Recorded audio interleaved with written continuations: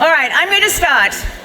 Good morning, I'm Zanny Minton Beddoes. I'm the editor of The Economist, and I am delighted to welcome you to this first session after President Zelensky's address. And the title of our session this morning is Europe's Moment of Truth. And as President Zelensky said just a few minutes ago, and I quote him, he said, "I really count that this war changed Europe and its attitude towards Ukraine and its attitude towards Russia." So I would like us to explore that. I would like us to explore that in this session. I think in Europe, we have done a lot of talking about how things have changed. We have talked about Zeitenwende. We have talked about it being a new, more dangerous era for Europe. We have talked about Europe's enduring support for Ukraine. But what I think we need to start being honest about is, do we Europeans have the ability to act? Are we politically united enough? Do we have the endurance to stick with this? And there have been a number of elections recently in Europe where it becomes clear that there is not completely united support. So I think we must have an honest conversation about what we Europeans, and you can tell I'm British, half German in fact, what we are able to do and how we need to change to do that. And that's one element of today's conversation. And the other element is, can we help Ukraine with what it needs right now? Do we know what they need, and can we do it? Can we step up? Because as we all know, we have an extremely important election in the United States in November, and we are going to be operating in a different environment regardless of who wins that election.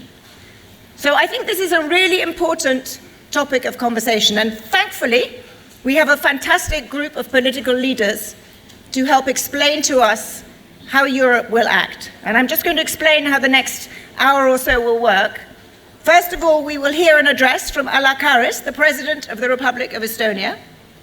After that, former Prime Minister Gabriel Attal will make a short address too, and then I will invite to the stage three foreign ministers: Radosław Sikorski, the Minister of Foreign Affairs of the Republic of Poland; Gabrielius Landsbergis, Foreign Affairs Minister of Lithuania; and of course, Andrii Sybiha, the new Foreign Affairs Minister here in Ukraine. And I hope we have a frank conversation about what Europe really is able to do. We need to get beyond the nice rhetoric. We need to actually come clean on what we can do and what we will do. And so with that, if I hear nice words that are too general, I will call you up on them, because I think now is the time to be really honest. So with that, Mr. President, the floor is yours.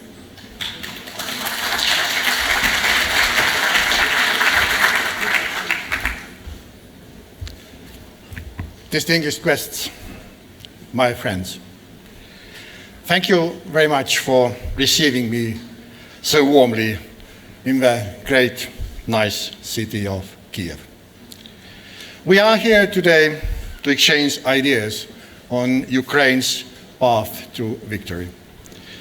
Some say that Ukraine has already won and Russia has already lost. And in some aspects, they are right. Ukraine has foiled Putin's dream of a three-day war, making it instead a lengthy and costly endeavor, with 500,000 Russian soldiers dead and wounded. Ukraine, meanwhile, has proven to everybody that they have the toughest army in the world and that they are the bravest people in the world. Ukraine is effectively attacking military-related targets deep inside Russia, which is absolutely the right thing to do. But unfortunately, this is only half of the picture, and there is still much work to be done for victory. Russia still occupies 1/5 of Ukraine. Russian missiles are still terrorizing civilians all over Ukraine, depriving them of electricity, water, heating, and good nights of sleep.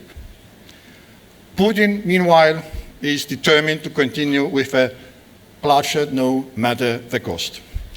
he still issues outrageous ultimatums and demands, which is not only limited to the territory of Ukraine, but include also the shrinking of NATO to its 1997 borders and the creation of zones and buffers of influence. This is totally unacceptable. We will not let this happen.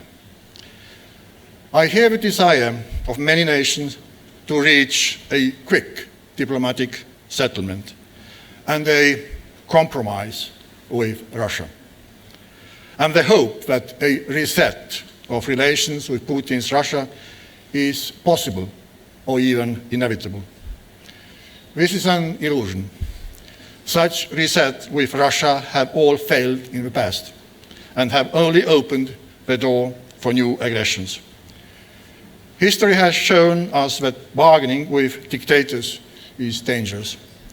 Giving into their demands only fuels their appetite. And in the end, a dictator is the quickest to break their own promises. I suggest we instead follow the words of President Ronald Reagan when he said, "There is no security, no safety in the appeasement of evil." Therefore, the only way to end this war is to force Russia to stop. We need to force defeat in Russia. This requires from all of us persistence and long-term commitment. We have to continue providing the weapons that Ukraine's commanders need. Yes, no weapon in itself can change the course of a war overnight. But all these weapons in combination can have a significant positive impact on the battlefield. And of course, all restrictions in using these weapons have to be removed. These restrictions are artificial and pointless. They unnecessarily tie the hands of Ukraine in its already uneven fight against the aggression. Iran and North Korea do not put any restrictions to their weapons to Russia. These restrictions directly cost human lives every single day. So, dear friends, let's tear down these restrictions.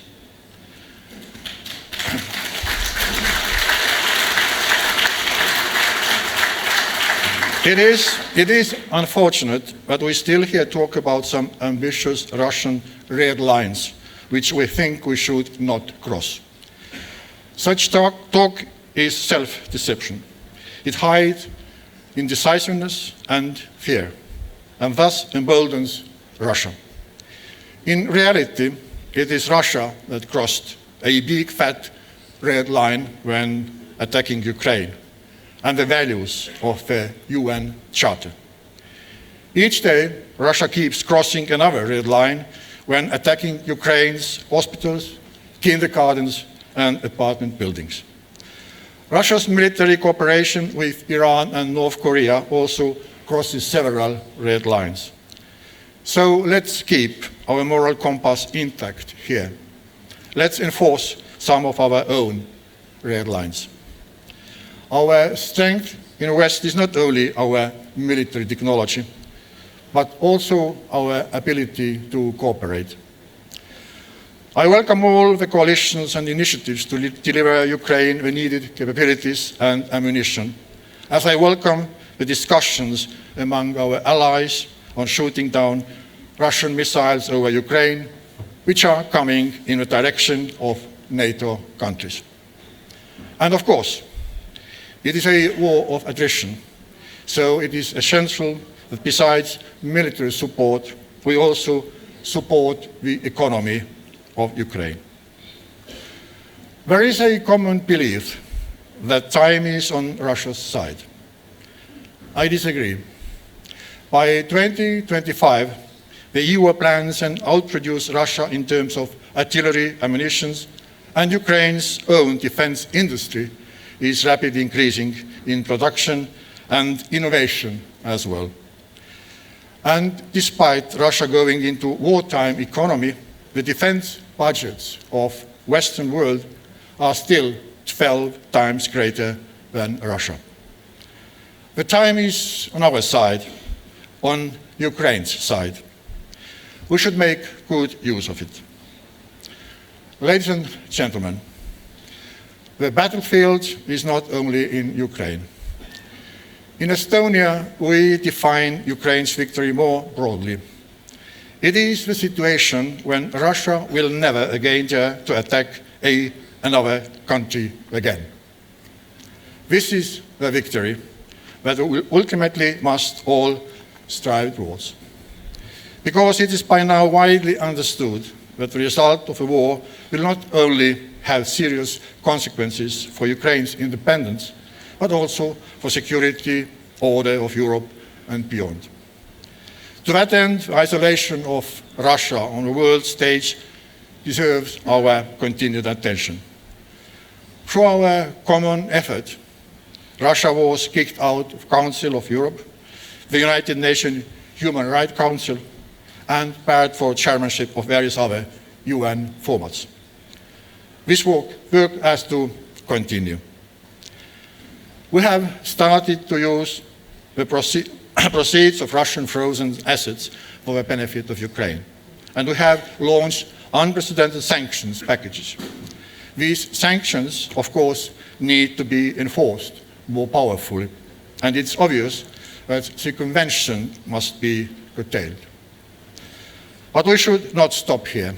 We have to move towards a full trade embargo, especially with regards to Russian fossil fuels.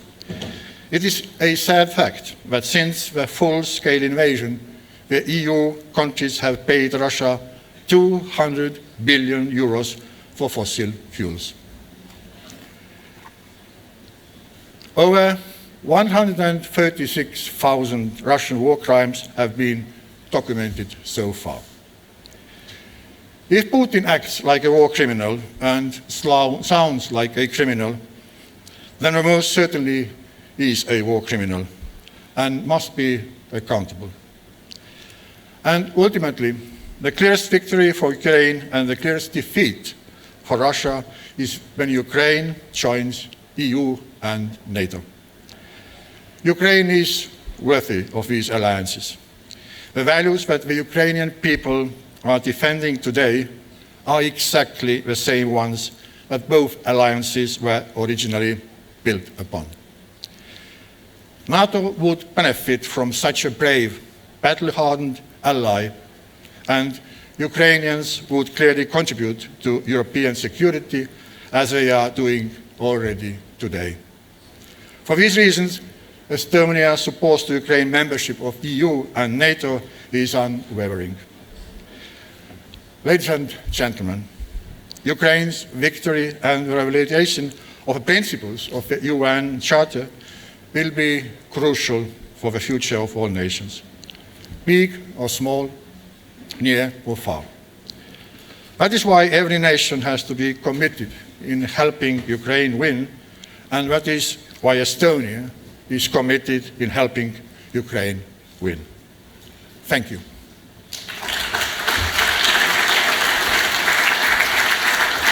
President Karis, thank you very much. Can I now call on Prime Minister Gabriel Attal, until very recently Prime Minister of France.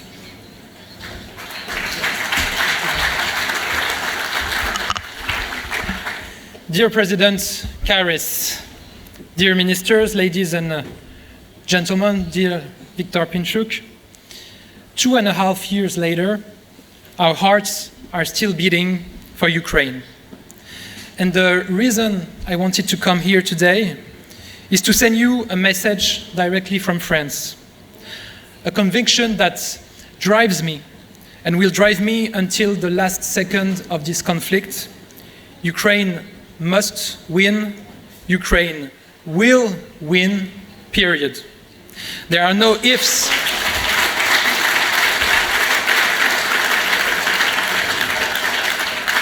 There are no ifs. There are no buts, no maybes. Ukraine cannot lose because democracy is at stake, because freedom is at stake, and they will prevail. I know we gather today at a pivotal moment, A pivotal moment because of the election that will take place in the US and can let the Europeans almost alone to support Ukraine. A pivotal moment because the conflict continues, because Russia still commits all kinds of violence, massacres, and cowardice, because Russia is ready to attack, destabilize, and even starve not only Ukraine, but everyone that comes across its way. The strike against a cargo carrying cereals yesterday in the Black Sea is an evidence of it. But you have stood up, and this courage obliges us. Our solidarity is total. Our bond is special. To support Ukraine means to support the Ukrainian people. It means supporting values. And for me, as a Frenchman and a European, it also means remembering our history and rising to its heights. But I know that after 2.5 years, some people in the world may wonder, is it still worth supporting Ukraine? Some people think that Ukraine should back down or accept shameful conditions for a negotiation. For some of them, nationalists and populists in our countries, it's just business as usual. They are the professionals of defeat. They are the first to talk about the decline of nations and Europe, but when it comes to showing courage and strength, there is no one to be found. But I also know that some are genuinely concerned. It comes from an inaccurate sense that the conflict is fading, from a desire to find a solution, from fear about what they perceive as the costs of war in their own countries. The greatest enemy of freedom is weariness. The greatest threat to freedom is forgetfulness. So, to all of those who doubt, we must remember that protecting Ukraine means protecting ourselves as Europeans, as democracies. And at a time when the United States may stop supporting Ukraine, this is not the moment to falter or to hesitate. On the contrary, we must be prepared to bear the immense responsibility alone.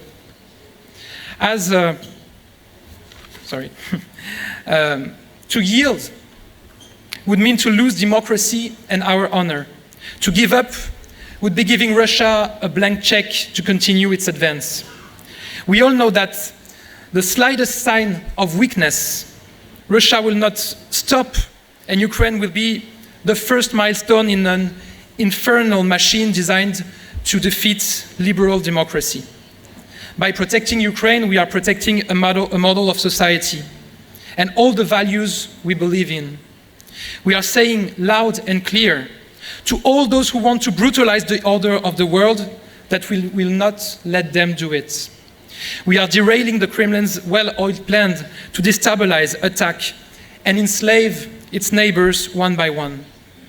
So, ladies and gentlemen, we will not waver. We will not flinch.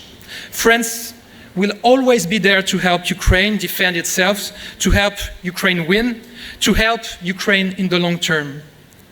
This support is based on an agreement between our two countries signed in the last February. A major security agreement that provides for unprecedented cooperation between our two countries, including in terms of defense industries or training. This support for Ukraine includes military equipment to help the Ukrainian army to defend themselves with long-range missiles, military aircraft, howitzers, all the equipment you tell us you need. As we announced last June, we train your soldiers, in particular your pilots, and an entire Ukrainian infantry brigade. And let me say this, we will not be shy. We must not give in to the bullies of the Kremlin who are just waiting for us to give into their threats. Does Russia hold back? Is Russia timid or apologetic? Of course not. We even know now for a fact that Iran delivers missiles to Russia. When the stakes are so high, We shall have no hesitation in supporting the Ukrainian strategy. No hesitation in supporting the crossing of the border, because it is necessary and it is legitimate self-defense. No hesitation in supporting deep strikes to block Russia's incessant attacks. No hesitation, as President Macron did, to assume strategic ambiguity. You must fight on equal terms. So there is no question of apologizing or regretting defending yourself. Drawing red lines all over when Russia doesn't have any red lines is a sign of weakness. There is no question of letting that happen. President Zelensky stressed the necessity to stop the devastating Russian bombings coming from Russian territory and targeting Ukraine. We support you, and we support your right to defend yourself. I believe that to hesitate, slow down, or block on that point would be a real mistake. A political mistake, because it would be an admission of weakness in the face of Russia. A moral mistake, because it would say that we are not ready to support democracy.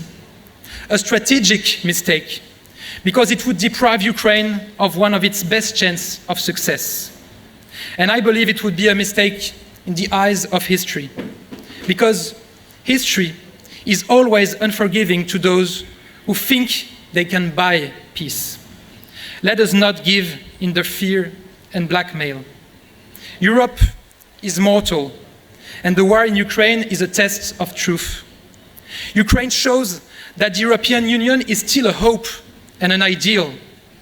Ukraine shows that the European construction, which we are so often inclined to criticize and condemn in our own countries, is still a dream and an opportunity. And this brings me to my final point. Ukraine is European. It is European by geography, by culture, by history, because it has consistently and unequivocally chosen democracy over freedom, because Ukraine has courageously engaged major reforms, even in times of war, and because it is Ukraine's sovereign decision to ask to become a member of the European Union. It is proof of its independence and full emancipation. Yes, Ukraine's place is in the European Union, and you can count on us, count on France, to support a swift and fair accession process. Because the day the European Union flag flies alongside the Ukrainian flag, Europe will finally and truly be united. And because Ukraine is free to choose its allies by itself, because it shares our values, and because the Ukrainian army has proven its courage, its strength and value, Ukraine has its place in NATO. We must act. We must be courageous. We must send a message of determination and clear defense of freedom and democracy to the world. Ladies and gentlemen, Ukraine has suffered too much. It has suffered too much from the appetites of those who thought they could subjugate it. Today, the Ukrainian land deserves peace. The people of Ukraine deserve just and lasting peace. They deserve the freedom for which they fight. They deserve to keep the democracy for which they have risen up again and again in the recent years. And I want to say this from the bottom of my heart. We will not give in to fatigue or defeatism. We will live up to our history, our culture, our ideals. We will be there. We will not give up. There is only one possible outcome to this war, an Ukrainian victory. Slava Ukraini.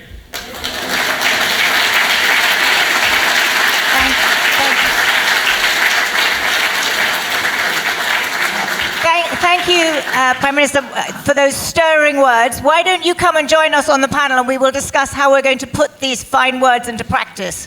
I'd now like to ask three foreign ministers to join me. Foreign Minister Sybiha of Ukraine, would you like to come up and join me? Foreign Minister Sikorski of Poland. and Foreign Minister Landsbergis of Lithuania. So, thank you all for joining us. I think I'm going to start with you, Foreign Minister Sybiha. You have just heard a very eloquent statement of European support. Why don't you tell the former Prime Minister and all of us, you are 1 week in your job, what it is that Ukraine would like? What does Europe need to do diplomatically, practically, now, let's say over the next year or two, to be of maximum help to Ukraine at this difficult time? With your permission, I will reply in Ukrainian. Точно можу сказати, що ніхто не попереджав, що таке стати міністром закордонних справ України. Nobody warned me that I would be the foreign minister in a country at war, but I would like to thank all of our honorable guests for their coming to share our day in such difficult times. It is a true manifestation of support and solidarity. Now to your question, Zanny. Right after the Second World War, the EU was formed, and one of the major motives was one key aim: to overcome the war as a way of thinking, as a policy. And the preservation of this mental framework, of this leadership, is extremely important to all of us today. We have to understand that it's only the victory of Ukraine that will ensure safety and security in Ukraine. We have to be more determined. We have to be faster. We have to be more resolute in implementing the decisions that we make.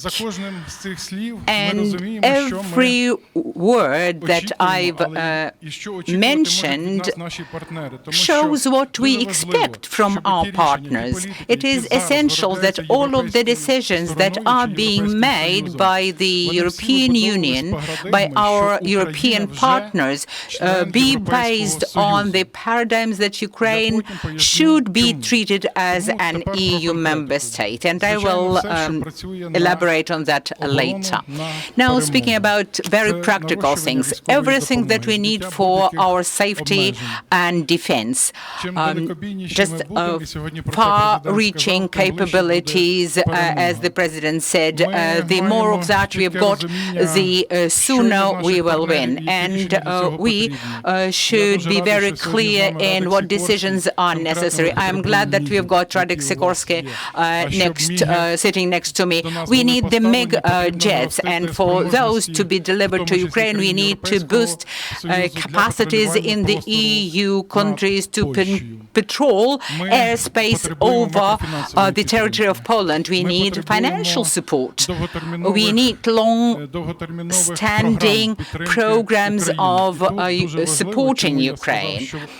And when I said that you should be developing policies in the EU through the paradigm as if Ukraine were already an EU member, is because according to the procedures since February 2025, you will be developing the next 7-year-long budget. And that budget should reflect this philosophy, this logics, the logics of expansion and the membership of Ukraine in the EU. It is extremely important that we hope that our partners will support this track.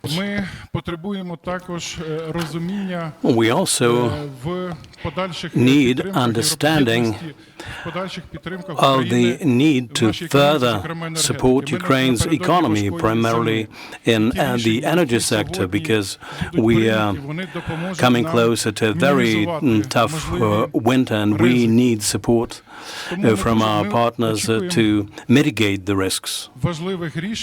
So we are looking forward to important decisions during the Poland's presidency, which will start on the 1st of January next year. And we are very much hopeful that our partners will follow the logic of opening up negotiation clusters along the parallel lines, not back-to-back one after another, but along the parallel lines. And we very much hope that our partners in the EU will support us in that. With this, I will conclude my intervention, but then I'll take your questions if you have any. We want to be a member of the EU, and I want you to proceed from the premise that we are already a member of the EU. And in our foreign policy in particular, we will join all the relevant statements of the EU, and we will support the Union 100%. We will do our homework. Thank you for that. I do have plenty more questions, but first I'm going to ask of the other two foreign ministers. And Minister Sikorski, let's turn to you now. Not only do you have the European presidency, but you are someone who has been involved with Ukraine for many, many years now. You know this situation, and I know you to be someone who speaks his mind. So the situation is frankly a difficult one right now. It's difficult on the battlefield. It's difficult with Ukraine facing winter where the energy infrastructure is going to be under serious pressure. What is Europe going to do concretely to step up? And are you confident that your European partners, when you sit around the table, are unified, are willing to give Ukraine the help it needs at the scale that it needs?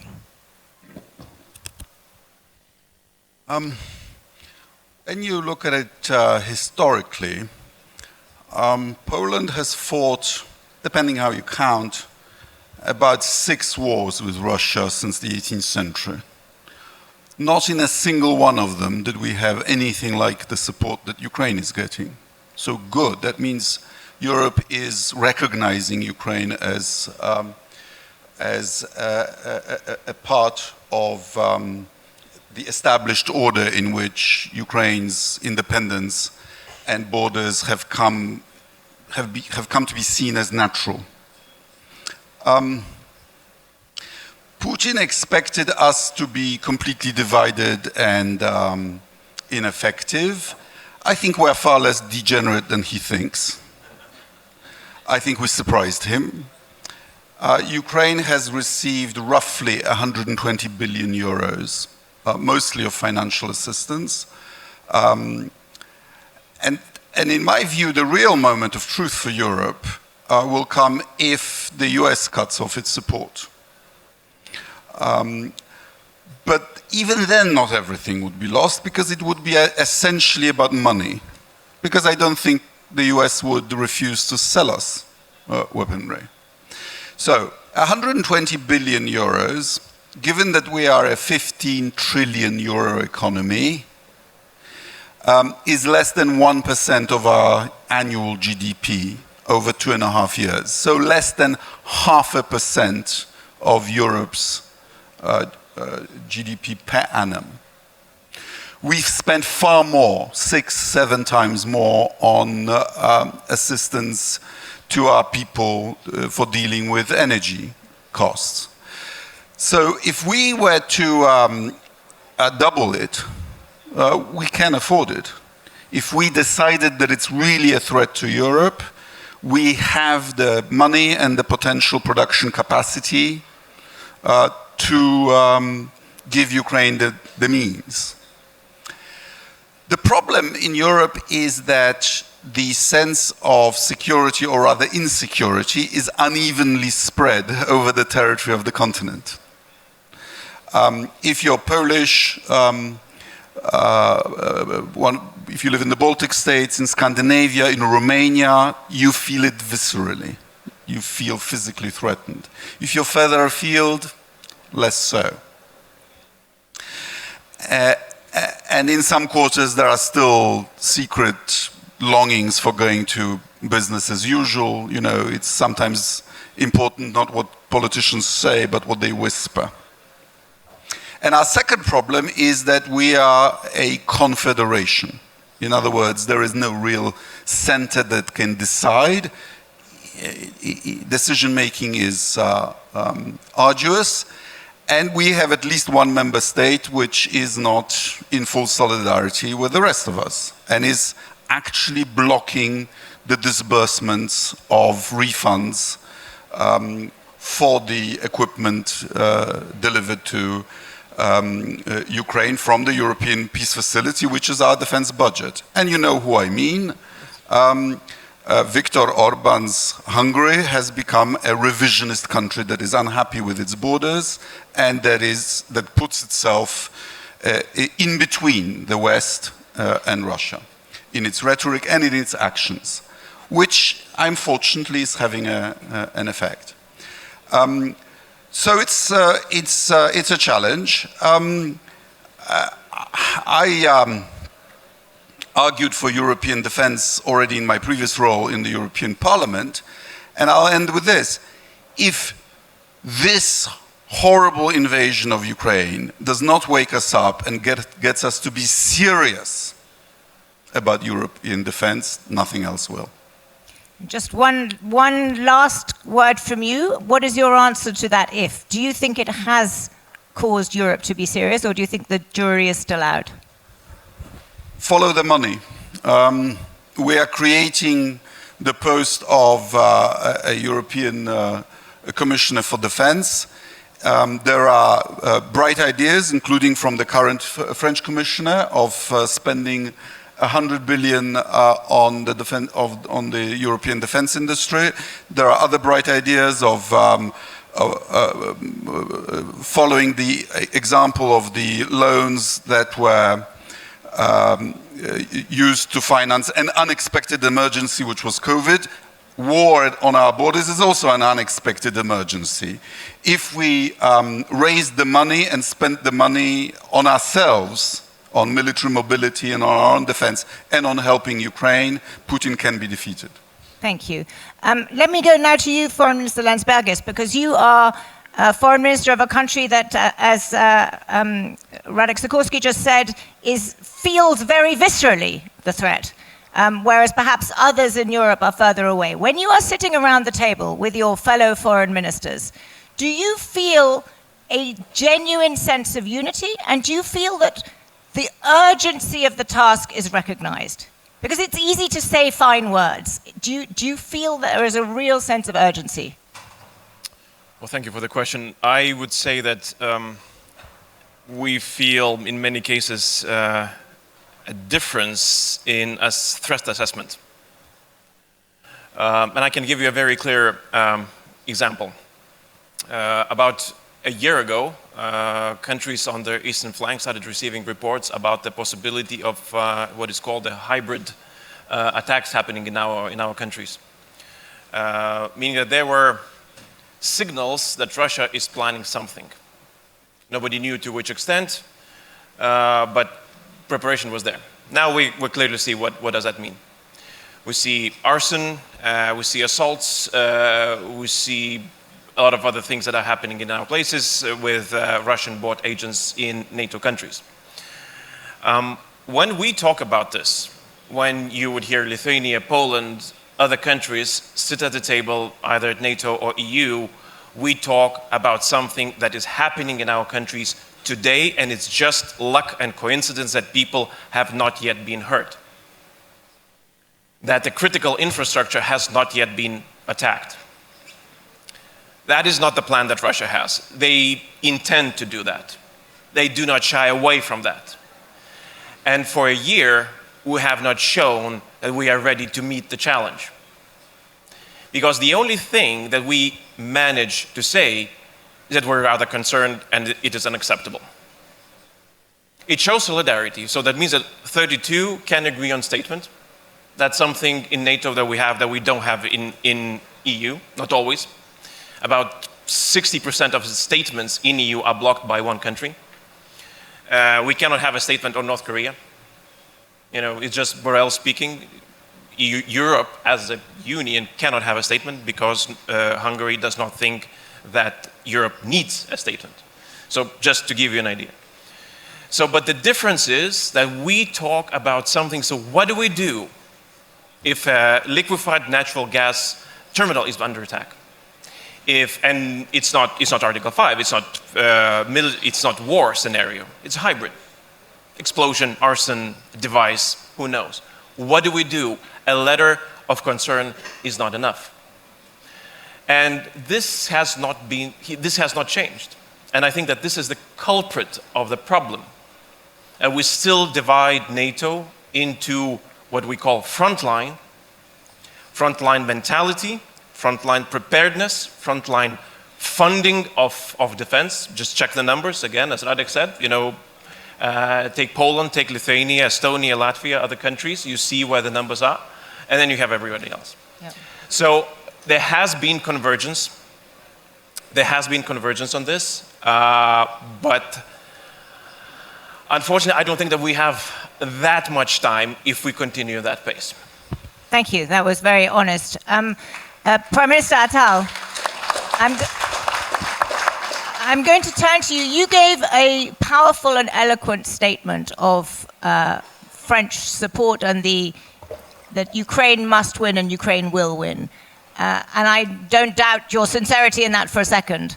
But it is true that there are large elements of France that are not so focused on this, and that there are, in the French political system, it is possible that you will have governments that are not that don't share this. And if you look at what happened in Germany in the elections just a couple of weeks ago, again, the rise of radicals on both sides who are not committed. So if you are sitting here, if you are in this audience living in Ukraine, I think one question is, can we rely on the Europeans? They say fine words, they have provided a lot of money, you're quite right, much more than one might have expected. But when you see what is going on in European elections, and I'm asking you this question because it is very pertinent in France right now, how can you credibly commit to the things that you laid out? Can I trust it if I'm Ukraine?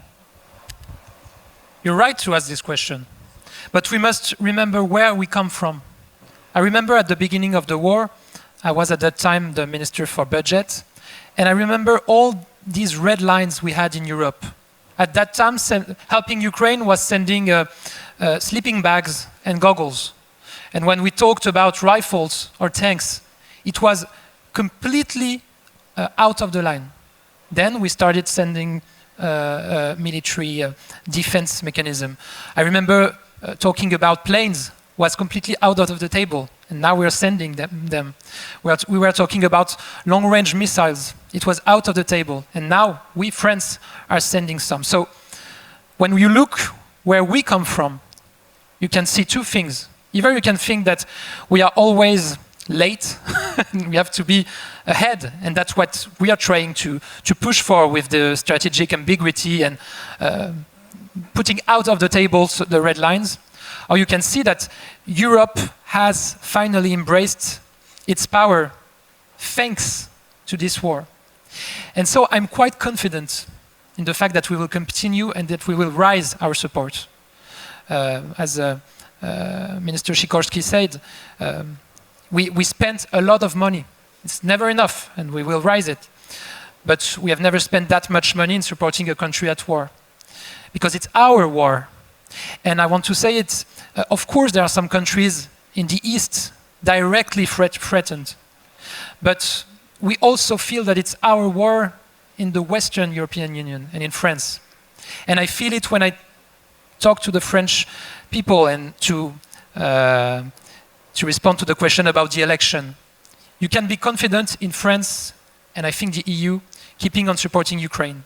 Because in the France, well, political landscape is a mess right now in France. But in our Fifth Republic, the foreign affairs are mostly handled by the president, first. And the second, we are right now building a new coalition. I'm not prime minister anymore, but I'm the president of our group in the French parliament, and we are building a new coalition. And this coalition will be with parties that support the European Union and that support Ukraine. The populist parties were defeated in this election. And it's also interesting to see in France, and I think in Europe, that some populist parties, which were always big supporters of the Kremlin and Putin, for For instance, we have the Rassemblement National, Marine Le Pen in France, who was in 2014 supporting the referendum, who had her MPs being neutral observers during the referendum.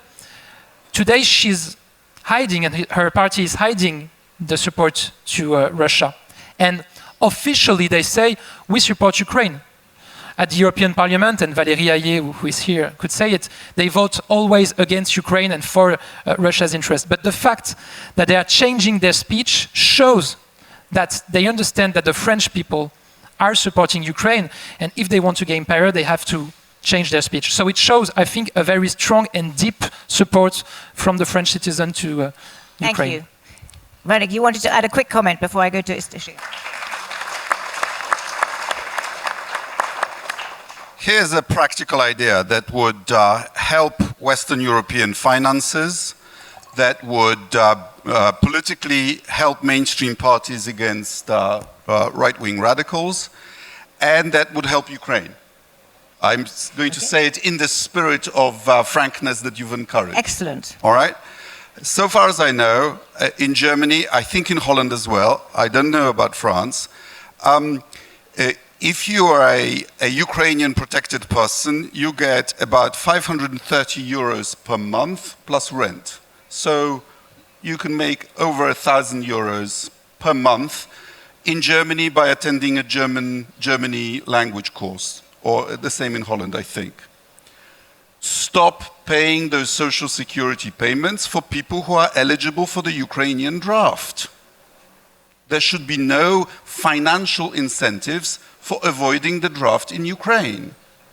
It's not a human right to be paid to avoid the draft to defend your country.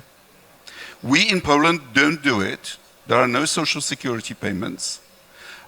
And if we did, we would have a significant political problem in our country. This is something that could be done to help Ukraine's war effort.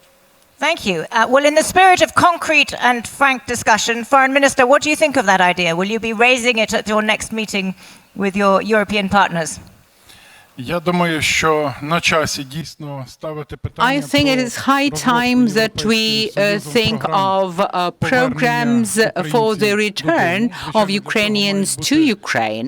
Of course, the necessary preconditions should be put in place for that in terms of safety and security, medical care availability, residence availability, but it should be on the agenda. And I fully support Minister Sikorski's idea. In Poland, we've got the supporters, and we are in a dialogue to launch a very important project for the training of a military unit that will have Ukrainian nationals living abroad as members, and they should be volunteers. They live abroad, but they should volunteer to enlist in the Ukrainian armed forces, and that would be extremely important. And it will enhance our defense capabilities. And as far as we know, there are about 300,000 men, Ukrainians of draft age, and all in all, about 1 million Ukrainian nationals residing in Poland. So staying abroad does not make you exempt from mobilization, particularly compared to those Ukrainian males that stay in Ukraine and defend their country. It is mandatory to all of Ukrainian men, irrespective of where they live today.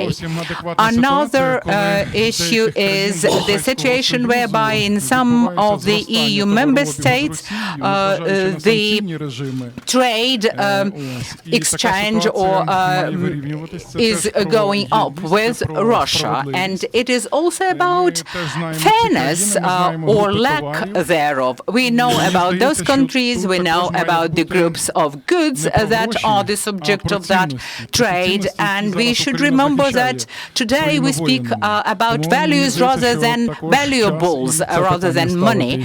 So I think that it is an issue that should be put on the agenda. Let me turn now to Wolfgang Ischinger, who is going to offer some comments on this conversation. He's, as you know, the president of the Foundation Council of the Munich Security Council. And you came up with some concrete ideas for what Europe should do, I believe, yesterday. Thank you very much, Zanny. It's an honor and pleasure for me to offer a brief report on the European Defense Roundtable, which the Munich Security Conference hosted yesterday on the eve of this important conference. And just let me use my 2.5 minutes to just briefly outline 3 points that we made. First, the West, that was one takeaway, still lacks a clear strategy. We still have not provided Ukraine with the air defense systems, for example, and we've also failed on the ammunition. Second point, we need to meet Ukraine's short-term needs. We concluded that Russia escalates when we show weakness, when Ukraine shows weakness. When the West, when Ukraine shows strength, Russia does not escalate. And this is why, in our discussion, we came to the conclusion that instead of discussing these various limitations on the range of weapon systems, we could confine ourselves by simply saying that we expect Ukraine to use the weapons that are being delivered to Ukraine within the confines of international law, full stop. Full stop. Third point and last point, how to best invest in Ukraine's longer-term security. There is an effort now going on in the European Union called the European Defense Industrial Strategy, which sets a good benchmark. And for those of you who are not familiar with it, one of the interesting elements of that is that the industrial strategy considers and treats Ukraine like a member state. So this is a good step in the direction that Ukraine has adopted in the direction of the European Union. The problem is, there's good intention, there's good arrangements, there's still a lack of resources. Finally, Zanny, just to make this very clear, I have said yesterday and today, I just had a brief meeting with the president himself, that of course the Munich Security Conference, in cooperation with the YES Conference, the Munich Security Conference wishes to make itself available, as we did in the last 3 years, since before the big invasion started, to be a platform for debate, hopefully also for coming up with good ideas how to take this war to a conclusion. And we are a recognized international platform, so I hope that we can be useful again when the world congregates in Munich next February. Hopefully, then the headline can be The Road to Victory. Thank you very much. Thank you very much. Before I turn back to the panel, I'd like now to hear from a couple of Ukrainian voices directly involved in the war. Where is Maria Nazarova? She is going to offer a comment. There you are. Hi, very nice to see you again. You've been listening to this conversation. Tell me what your reaction is and what you, from your experience at the front, think that the European Union should be focusing on. Thank you for the privilege to be speaking along decision makers. I'm a medic and I teach medics, but I will be talking about weapons because, as we always say, best medicine is artillery. This is how we have less casualties. Many of you have already heard that and greeted that. While I have absolutely no hesitation that the countries represented here support us deeply, and their people and their governments, I would like to point out a thing which may not be in helicopter view reports for those ministers and diplomats here, is the aspect of time as we see it. So you can see many military people here. most of them either have had a good agreement with their commanders or have taken an official trip to get here. With the road, it's like 2-3 days to come here. When we come back, we have to learn how to war again, because a day in the war changes some procedures that we do. A week out of war, and you don't know what's happening. So each day we learn new things, and the competition that we have with our enemy changes drastically every day. And maybe this is not something that people can see because it's the details. It's big technology which is done by very dirty hands of people who need it not tomorrow but yesterday. So our engineers that make drones, they will change their technology tomorrow very, very much. Our drone pilots, I see one of them right here, he will come back and he will probably be using different frequencies because electronic warfare will change tomorrow. Our medics and me and my students will come back and see that one of 2 bridges in the city, which is the only way from the hardest part of the front line, and so we only have these 2 bridges to go to the hospital, and we have known for a couple of weeks that this has been a target, and we will come back and we will know one of these bridges was hit. So this aspect of time in our war means everything. One day of postponing something is not that we kill less Russians, is that we bury more Ukrainians. One day that sanctions don't work, Russia makes 10 more missiles using good Western countries' details, and these are the people right behind you, and for each of us, they're behind us. So, again, without hesitation, that the support is coming. I would like that when you come back to your countries, you talk to your colleagues about time, how we think of it, how Ukrainian medics, commanders, officers, drone pilots, engineers, how we think of it. This aspect of time is very important for us. Thank you very much, and Slava Ukraini. Thank you. Thank you very much.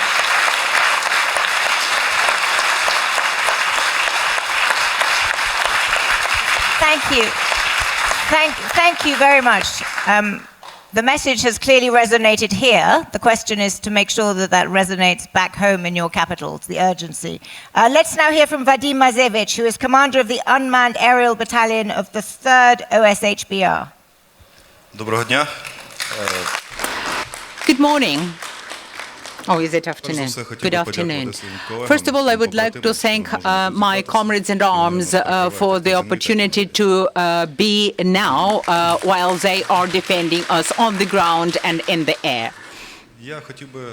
I would like to report to you that I am the tactical officer, but in my civilian life, I am a doctor. Orthopedic surgeon. Now I work for the 3rd Assault Brigade. Before that, I served in the 47th Brigade, and before that, I was the SOF member. And I would like to underscore the following thing. We are now able to discuss various situations, and I can tell you what's going on the ground there at the battlefield. The things that I see through my crosshairs at the assault rifle. I can share with you my emotions, my impressions. We all remember the first hits, the feeling of this cold wind, the feeling of extreme terror, and the smell of hot blood. All this is followed by compensatory state, as we say in medical science, and you start fighting to the end. What the military do should reflect what we feel inside of us and what we experience day in and day out in our trenches, in front of our monitor screens. or elsewhere.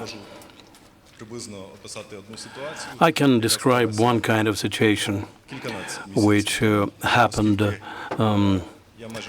more than 10 months ago. I've been to different areas of the front line, and I know that every time section is different from the others. I do remember that time very well because we were on the defensive, and we had very well prepared military with strong morale, but we are badly short of munitions.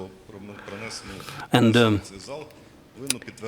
every word which we hear in this hall should be backed up by practical actions. We would very much like to see that down the road, in every situation, I could guarantee to my boys that they will be covered by artillery, by enough munitions, that they will have enough transportation vehicles, that we'll have enough drones, and instead of having to resort to the volunteer assistance, that everything will be provided in the scope and in the character that we need so badly now.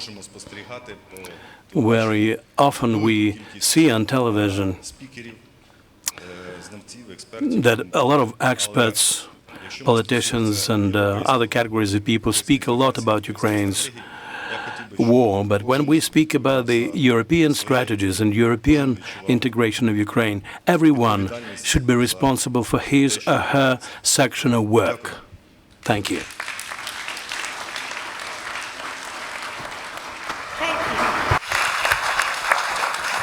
Thank you very much. You've given a great challenge to the panel to address in our remaining minutes. Everybody should be responsible for his or her section of work.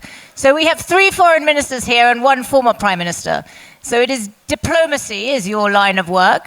You, Radek, you have already given a concrete idea. You're a man of many ideas, so I'm sure you've got a couple more that you can add. What other concrete things will you be asking your fellow foreign ministers to focus on in the let's say the coming 6 months, because it is going to be a tough 6 months. Let's not beat around the bush. So you've made a very good concrete suggestion that the European countries should stop paying social security benefits to men of draft age. So reduce the incentive. What else? Women are eligible for the army too, you know. Okay, you would like them to be withdrawn from women too? Fine. No. But it's a way of saving tens of billions of euros. Yeah. And of course, you know, not all roles in the army are combat roles. Of course. But here's another one that would help Ukraine and would help us. As you know, a significant proportion of Russian missiles and drones go AWOL. The Russians lose control over them. As has already been said, even the Belarusians are having to shoot them down. One of the drones landed in Latvia 3 days ago. We've had these drones cross into Polish airspace. A Russian cruise missile last year traversed 2/3 of Poland and landed 10 kilometers from my house in western Poland. Okay? That's a long way away. That's a long way. Okay? And they are using hundreds, thousands. When you add the drones and the missiles, plus there are some Iranian missiles coming along, and you know we will see about their quality. So the risk of Russians losing control over these things is significant. And we have these nuclear power plants in Ukraine. It is not a zero chance that one of these things will one day hit one of those plants. And we know what happens when a nuclear plant blows in Ukraine. All of Europe has a problem. And if we don't do anything about it now, if and when it happens, you, the journalists, will be quite right to ask us, why didn't you do anything about it to prevent it? So I'm saying we could help Ukraine by strengthening the protection of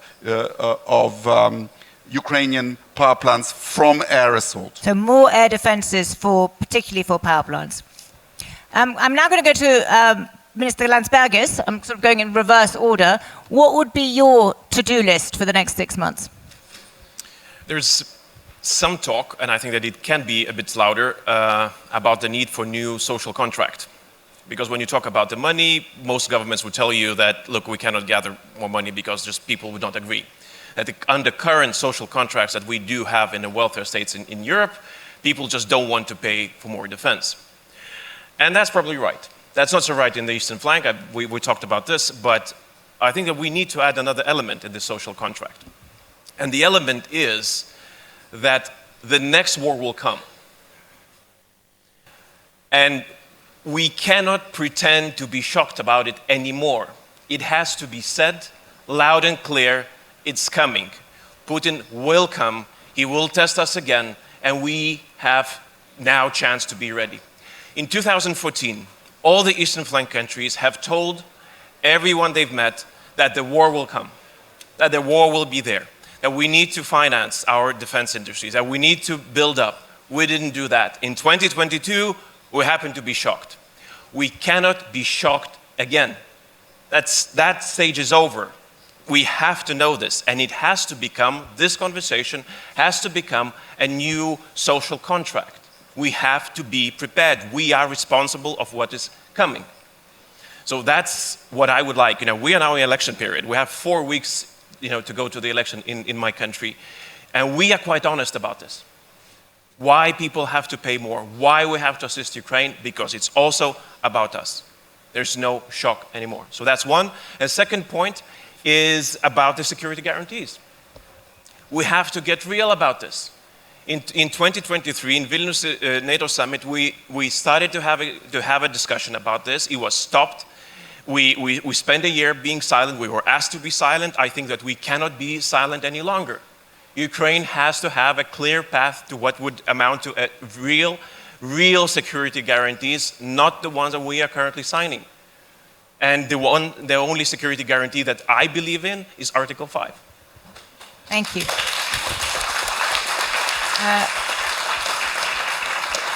I'm going to give the last word to the Foreign Minister of Ukraine. So, Gabriel Attal, you next. What is your to-do list? I mean, were you in office, but what is France's to-do list?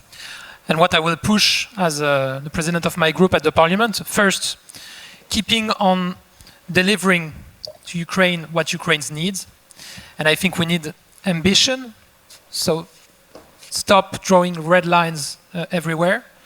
We need organization, that's why we held a summit last March in France to try to better coordinate European countries regarding delivering ammunitions, etc.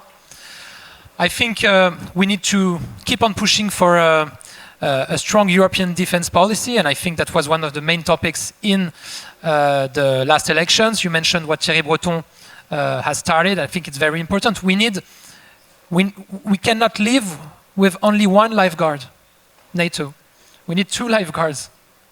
And so we need to build, to embrace our power and to build a very strong and assumed defense policy in the EU. And third, we didn't talk much about the global south.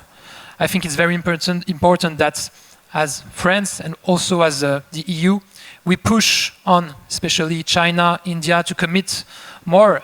Prime Minister Modi was in Kyiv a few weeks ago. I think it was a very good sign, but we need to push more as European Union on the global south to commit and to try to make Vladimir Putin abandon his plans. Thank you. And the last word I'm going to give to you, Foreign Minister. You have 4 minutes to lay out. You laid out at the beginning very eloquently what Ukraine would like in the short term. You've just become Foreign Minister. How do you? What would you hope for from your European partners? But more broadly, just end this session with laying out for us in your words what you think the stakes are, because it is a difficult time right now. So, what are the stakes for Ukraine? Це дискримінація. Ви мені даєте 4 хвилини, це тому що я тільки нещодавно призначений. You give me 4 minutes just because I am a newly appointed foreign minister. Що потрібно робити? Well, we have a clear vision of what is to be done strategically, and otherwise we will hope for assistance from our partners to make sure that Ukraine, within the next 6 months, gets an important decision concerning our prospective membership in NATO. Point number two, aerial shield. We will do everything possible to create a aerial shield over Ukraine, because this will be about Europe's security as well. This is about our production facilities and production of certain capabilities in Ukraine. And we hope that Europe will help us to develop certain defense capabilities domestically. We need to become more self-sustained, self-reliant, and to build up our defense capabilities. Long-range weapons is absolutely key. This is in line with our UN Charter right to self-defense. We very much count on that and look forward to assistance from our partners in terms of lifting all the restrictions upon us and all the red lines, so to say. Energy is absolutely important. Assistance in the energy sector, especially on the eve of the forthcoming winter. We would like our partners to send their experts to nuclear facilities in Ukraine, because, as you know, there were some Russian strikes which were hit very close to NPPs in Ukraine, primarily in western Ukraine. And macroeconomic support, it would be good if it is reflected in the budgets of the European countries, proceeding from the logic that Ukraine is already a member of the EU, and obviously downing Russia's aircraft and drones over the territory of Ukraine. In the agreement signed by President Tusk and President Zelensky, we envision such